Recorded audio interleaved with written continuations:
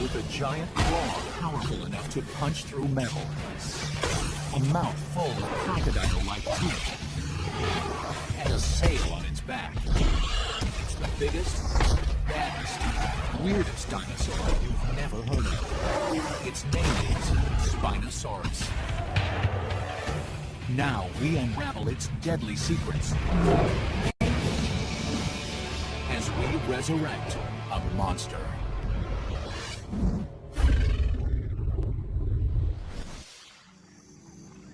Africa, 95 million years ago. Another day in the dino killing fields. Paralititans are gigantic, lumbering plant eaters. Their size keeps the adults safe. But their babies are a softer target. Rugops, a 30-foot-long killing machine, is on the hunt.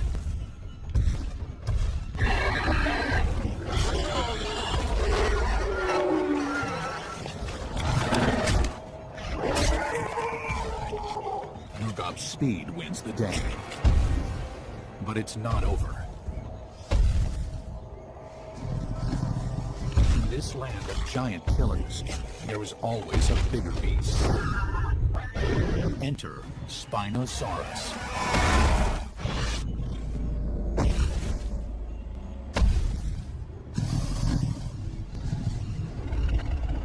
Although Tyrannosaurus rex and Allosaurus are considered dinosaur superstars, Spinosaurus deserves celebrity status too. Spinosaurus is a truly amazing dinosaur. It's big, it's really specialized, really well adapted to a different way of life than any other giant creature, and it's just plain weird looking. It certainly is one of the great stars in the history of dinosaurs. Spinosaurus has earned its Hollywood star. It's big and bizarre with a seriously bad attitude. If I heard that there was a living Spinosaurus today, I would be there in a flash. I would love to see what this creature actually was like, moving around, looking for food, just even standing there. To see such a creature unlike anything around today, would just be phenomenal. Resurrected, it would be a walking nightmare. And its horror credentials really go off the chart when you realize that it is also a 60-foot-long hyper-carnivore. It was a giant. It was the biggest of the meat-eating dinosaurs we know about. It had a long skull with big crocodile-like teeth. It had massive arms with huge claws. And it had these really weird, elongate spines coming out of its back to form a sail or a fin. Things that make it distinctive compared to all the other giant dinosaurs. How could this amazing creature be such an unknown quantity? The answer is simple. The fossil evidence that could confirm its star status was obliterated. There is no complete skeleton, just a few fragments of fossils. In order to resurrect Spinosaurus, we must go beyond the fossil record and build him from the inside out. We will use high-tech imaging to look inside the few fossilized bones that do exist. And we will use robotic monsters to try to understand how it hunted and killed. Look at those teeth. How are they shaped? How would those teeth pierce through flesh? Look at those jaws. How do those arms operate? How deeply could those claws penetrate? What we do know about Spinosaurus is that it was weird and it was big. The story of Spinosaurus begins here, in the Sahara Desert in Egypt. Between 1909 and 1914, German paleontologist Ernst Strummer unearthed the first and only fossil bones of Spinosaurus. Strummer brought the fossils back to the Bavarian Museum of Natural History in Munich, and the world got its first indication of just what this unusual animal looked like. This is a photograph of the actual type specimen of Spinosaurus aegyptiacus, which was mounted on the wall in the museum in Munich. This is what puts the spine in Spinosaurus. You can see the dorsal vertebra here with these amazing dorsal spines sticking up. This one here is 1.65 meters, so 5.5, almost 6 feet. This is this long crocodilian-like jaw here. Really an amazing skeleton, and this is the one and only Spinosaurus skeleton that has ever existed.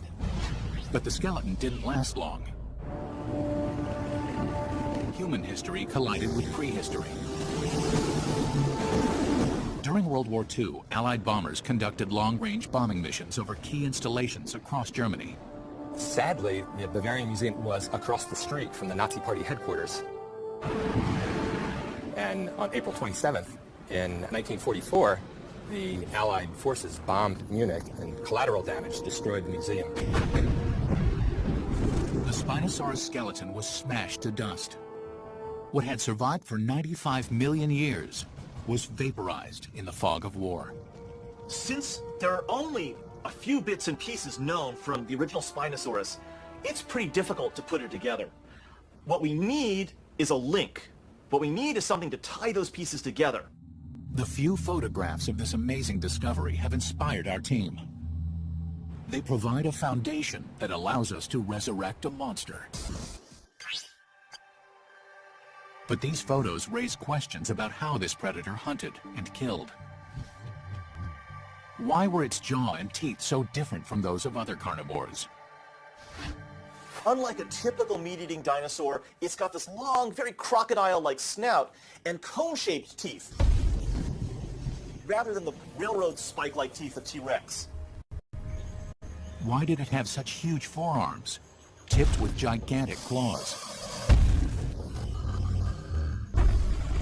The claws and hands of Spinosaurus, honest to goodness, are like industrial meat hooks. If you were to go to a slaughterhouse or a butcher's shop, that's where you would see their modern equivalent. And what about that bizarre spine that gives Spinosaurus its name? All those long spines together form this big sail or fin on the back. It's a narrow structure. What's it for? In order to find out, we must travel back 95 million years. The Earth that Spinosaurus inhabited would be unrecognizable to us. What is today the Sahara Desert was a vast network of tidal and mangrove swamps. The hot climate allowed for a multitude of plants and animals to flourish. There was plenty of prey for Spino, but also plenty of competition. Spinosaurus certainly was a big apex predator, but it wasn't alone. When we go and look at the environment that Spinosaurus lived, we see a couple of really large predatory dinosaurs. We even have indicators there might even be more. Spinosaurus lived in an environment with extremely large plant-eating dinosaurs that may have been a major food source. But it was competing for this food source against some pretty tough customers. One of Spino's main rivals was a giant predator with a mouthful of a name, Carcharodontosaurus, and it had a mouthful of fearsome shark-like teeth. It's essentially a giant land shark, a terribly fierce creature. It has a huge jaw. And lurking just offshore, giant crocodiles as big as a bus stalked the warm, brackish waters. This thing could have preyed upon just about anything it wanted to, probably including dinosaurs. But one alpha predator ruled them all, Spinosaurus. What gave him his killing edge?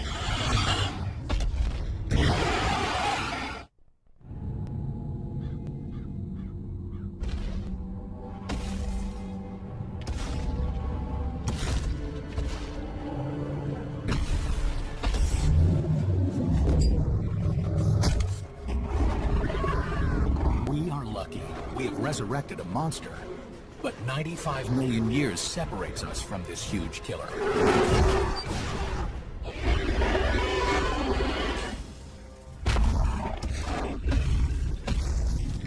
Spinosaurus was the world's biggest meat-eating dinosaur. Yet it has become a postscript in dinosaur history.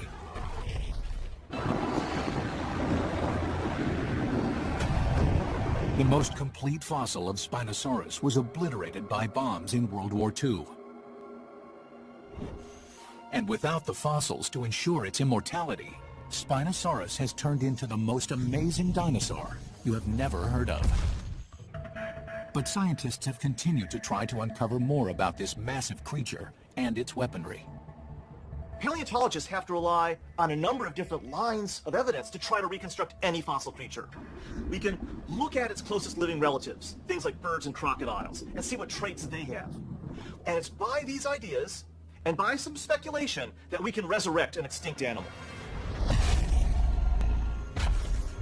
Spino, however, was unlike any dinosaur ever found. It seemed doomed to remain a mystery. Amazingly, the missing link to this remarkable creature was found not in Africa, but more than 2,000 miles away in the English countryside. In 1983, near the town of Dorking, an amateur fossil hunter named William Walker discovered a huge claw from a predatory dinosaur, which was dubbed Baryonyx.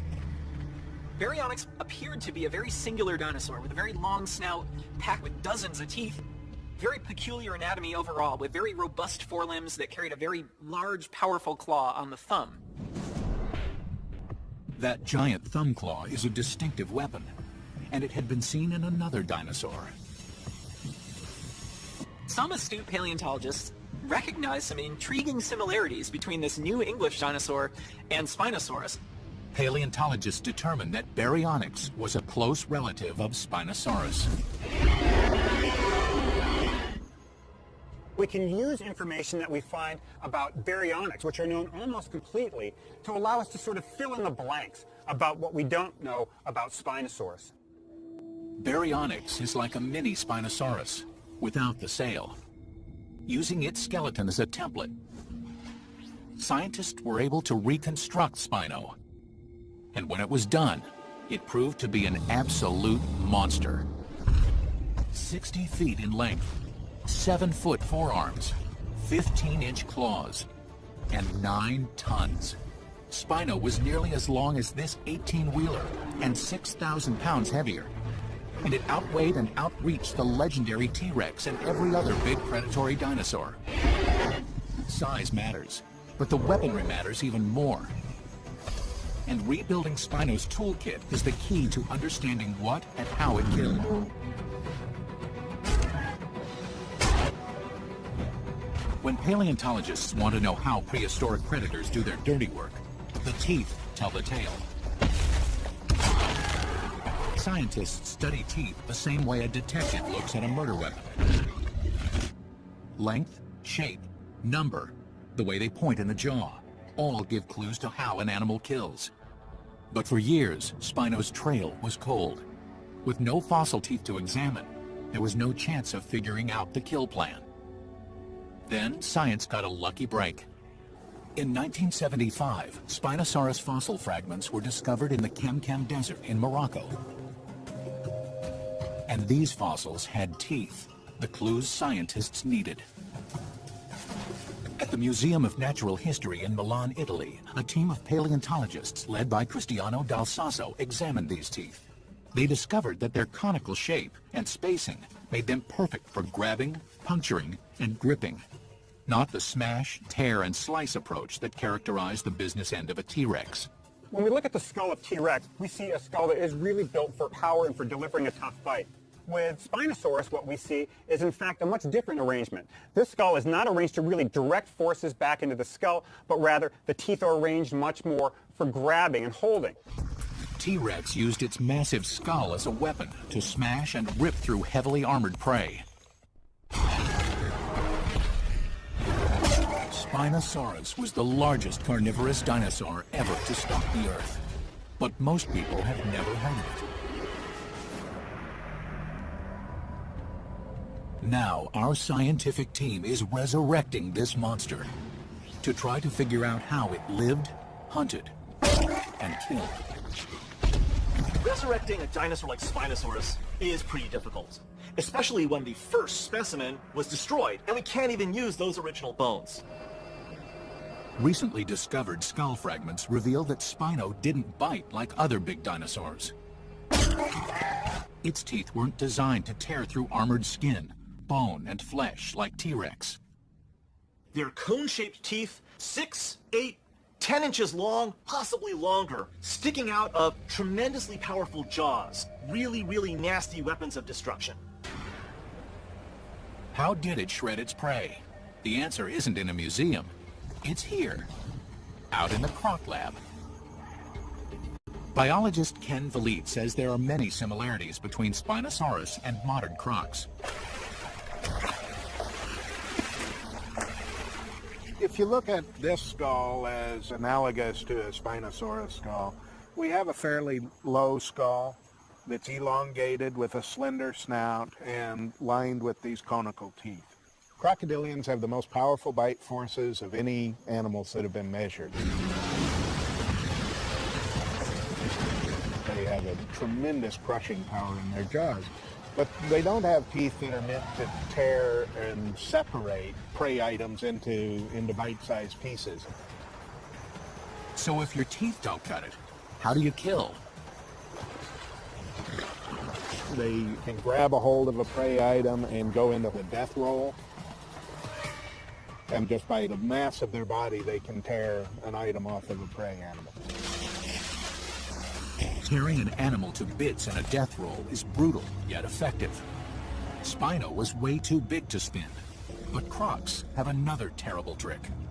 Crocodiles will often take a large prey animal, grab some portion of it, for instance, a forelimb, lift it up out of the water and sling it one way and then forcibly throw it the other way. And the mass of the prey animal tears the limb away. They swallow that, they go find the body and do that again. Crocodiles literally shake their prey to bits. And it looks like Spinosaurus used a similar technique. When Spinosaurus got its jaws onto its victim, it would pierce through the meat with those conical teeth. It would thrash its skull back and forth, yanking out chunks of meat, and as it's thrashing back and forth, that victim's neck could be broken. So between the meat being pulled out and the thrashing back and forth, that victim would not last very long. 3 times as long as the biggest living crocodile and 6 times as heavy, this dinosaur had monstrous power. And Spinosaurus had another advantage over crocs. For such a titan, it was faster than any of its typical prey. It needed to be. Spinosaurs lived in a hyper-competitive hunting ground, where even lumbering prey like Paralititans were surprisingly well armed. They could use their tails like giant clubs. A lash from the tail of one of these giants was like getting smashed with a telephone pole. So how does a 9-ton, 60-foot monster with a sail on its back manage to be both quick and maneuverable? The answer is in its feet. This is an adaptation for speed and for forward locomotion. So if you look at the leg and the foot of a meat-eating dinosaur, it's all about moving forward.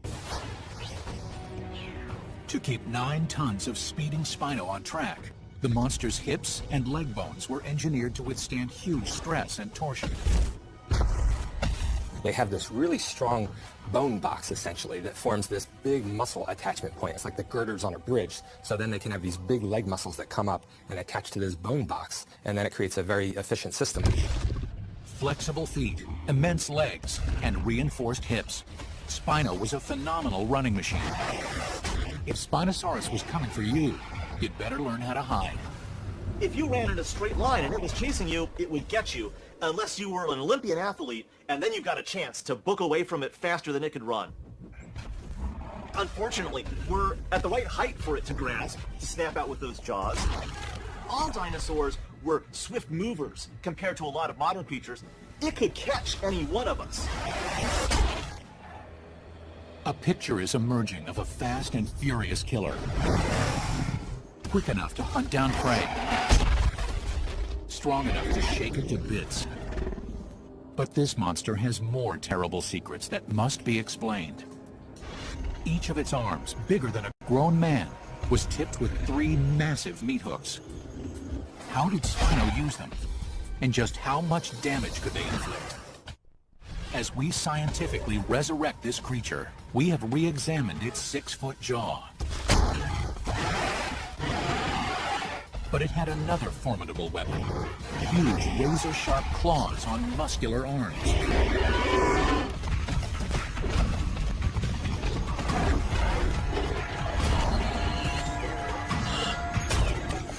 Most carnivorous dinosaurs had pathetically small forelimbs.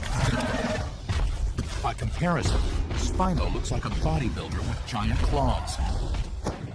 Today's big land predators are things like polar bears and grizzly bears and Siberian tigers, and all of them have some pretty impressive claws, claws that can make short work of a human being like us. But those claws are pathetic against the gigantic talons of Spinosaurus. Do these claws hold the key to understanding this creature's place at the top of the food chain? In a lab near Los Angeles, scientists and special effects experts have joined forces to perform a unique and innovative experiment. Paleontologist Dr. Matt LaManna and the special effects team, led by designer Kim Hicks, are attempting to bring Spinosaurus back to life. This is a reconstruction of the arm of Spinosaurus based on the largest known Spinosaur individual.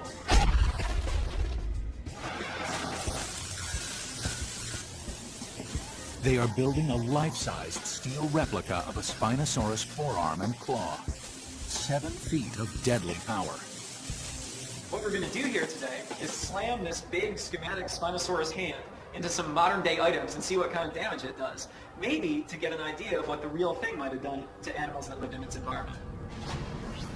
Scaling up from Spino's cousin, Baryonyx, LaManna has provided precise specs to the effects team to recreate the arm and claw. The proportions of the arm look really good. You guys have followed the references that I gave you really well. We boosted it up to 7 feet per your concepts of what the actual scale was also. A powerful air cannon will provide the muscle to propel the steel claw.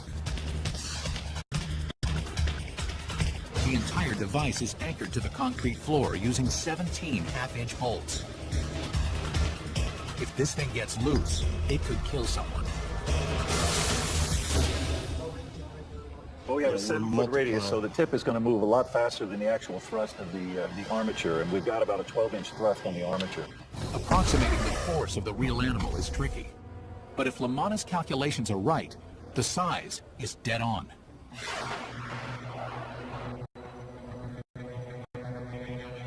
The other real danger is the unexpected return of the hand. When you're not looking, it's kind of like a boom on a sailboat. If you're looking the wrong way and it comes back across the ship, it'll knock you out. The first victims, 2 large pieces of ballistic gel. The dense gel simulates the skin and muscle layer of a dinosaur. Look at the size of the wounds that our Spinosaurus hand is making in this simulated carcass. This penetrated really deeply just with me pushing it. Finally, it's time to rumble.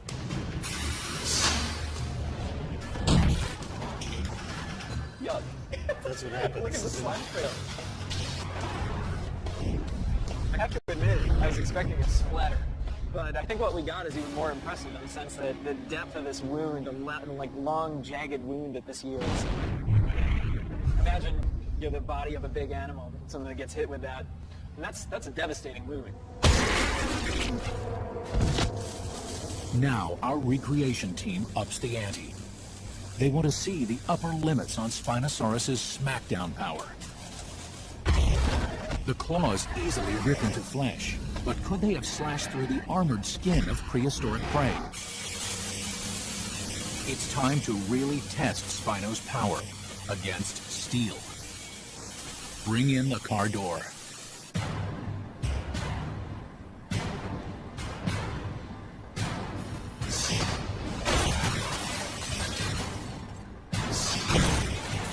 Our mechanical claw hits the door with 4,500 pounds of force. Talk about monster garage.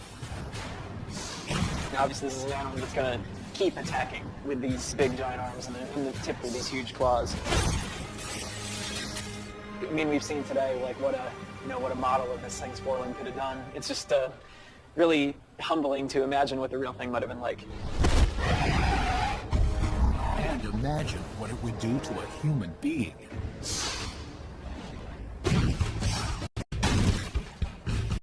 No animal would want to be on the receiving end of that mighty hook. But there's still one big mystery to explain. What did that spine that gave this saurus its name actually do? It may have looked like something from a Japanese monster movie, but Spinosaurus was no fictional creation. This real-life Godzilla once ruled the Earth. Unfortunately, we know very little about this awesome animal. It's the ultimate cold case.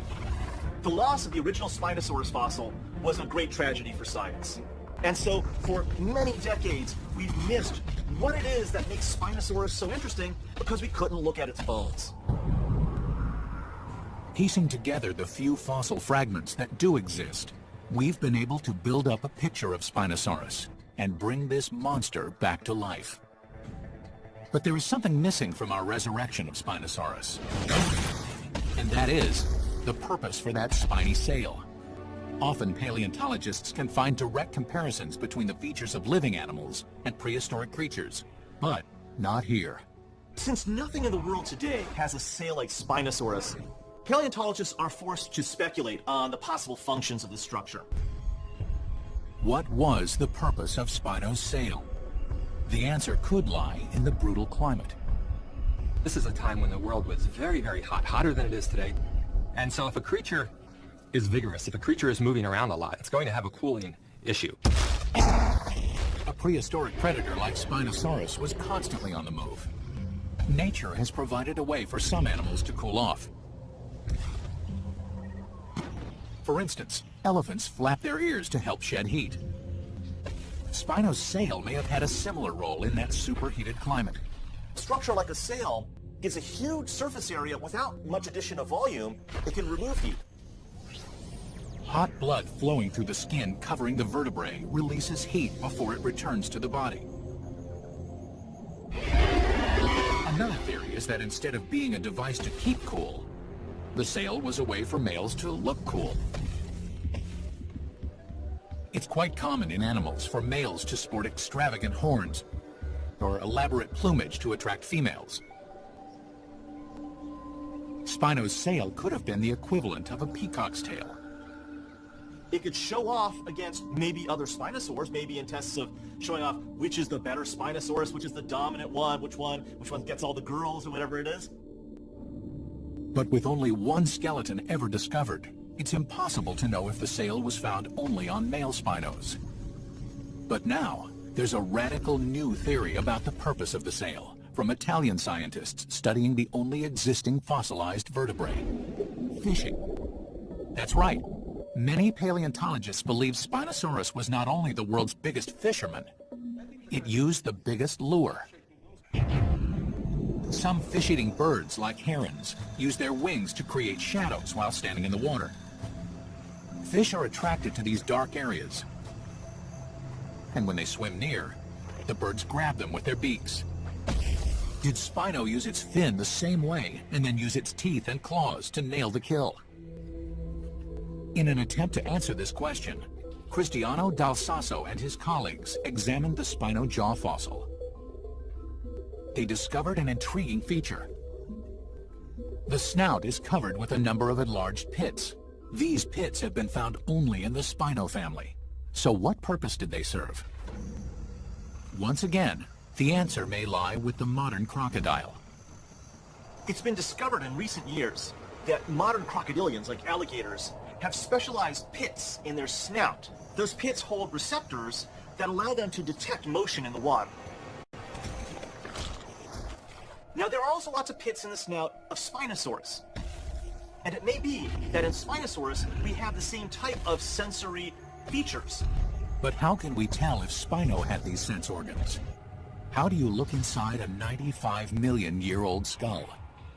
The Italian scientists decide to use a CT scan to disclose the hidden structure of Spino's head.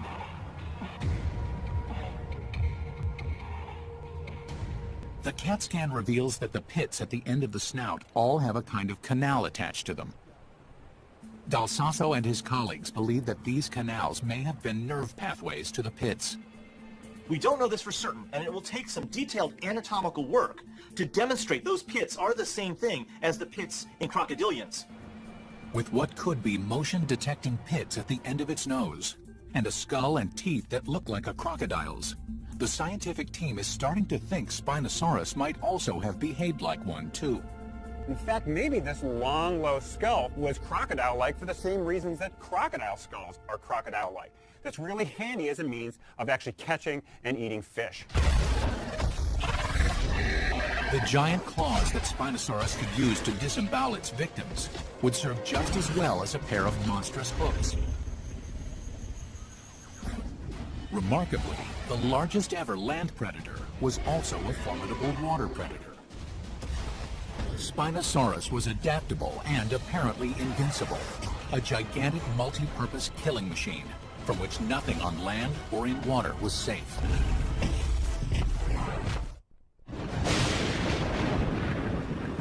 Another day, another battle for supremacy. And Spinosaurus was top alpha dog. It was the biggest land predator the world has ever seen. So big, even a rival giant predator like Carcharodontosaurus would have been no match for its power. Spinosaurus, given its huge size, probably could have muscled away a Carcharodontosaurus from its kill. We've seen that Spinosaurus was the perfect killer, with jaws, claws, teeth, and speed that easily dominated the Cretaceous landscape. But about 95 million years ago, within the blink of an eye in geological time, this monster disappears. Why? Spinosaurus was the last of its kind. It was really good at what it did, but the problem is the world changed around it, and Spinosaurus and its lineage didn't adapt. A chain of earth-shaking events caused temperatures to plummet. The sea receded. Spino's lush habitat changed for the worse. Sea level dropped and the habitat of Spinosaurus was degraded. Essentially, the niche of an organism is an economy, and that economy can run just great for 1 million years, and then something can get out of balance, and there goes that organism. First to die off are the big plant eaters, like Paralititan. And this makes finding food difficult for Spino. And when you're this big, you need to eat all the time. Spinosaurus's own massive size is becoming more of a problem than an asset. It was only equipped to kill increasingly scarce big prey. Smaller predators, like rugops, could handle the change. Spinosaurus was forced to scavenge, and its size was no help against a pack of small, agile predators.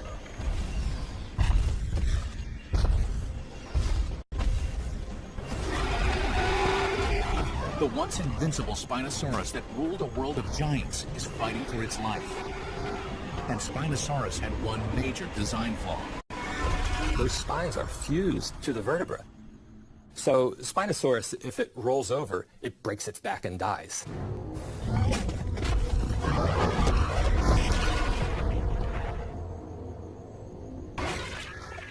Spino's amazing sail, whether cooling device, sexual ornament, or fishing apparatus, was a symbol of a creature that was too big and too specialized to live in a rapidly shifting environment. 95 million years ago, the world changed, but Spinosaurus could not change with it. The adaptations of Spinosaurus, including its gigantic size, made it really successful when times were good. But when times changed and the environment changed around it, what had been an advantage turned into a liability. And its size and its specializations were just the wrong thing for that environment. It was too big to survive anymore. We have resurrected a monster. Reconstructed the life of a beast that looks like it stepped out of a horror movie. And rebuilt the biggest carnivorous dinosaur ever.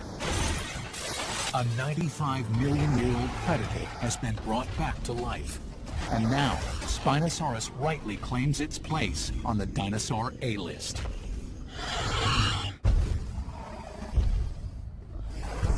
But what other monsters lie beneath our world? Monsters waiting for resurrection.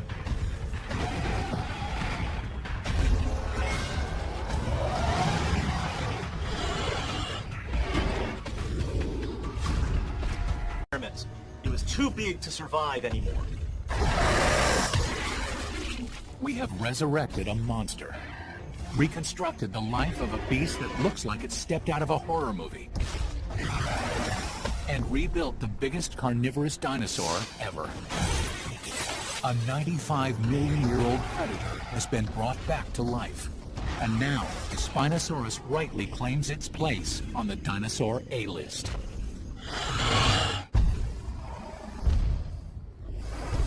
But what other monsters lie beneath our world?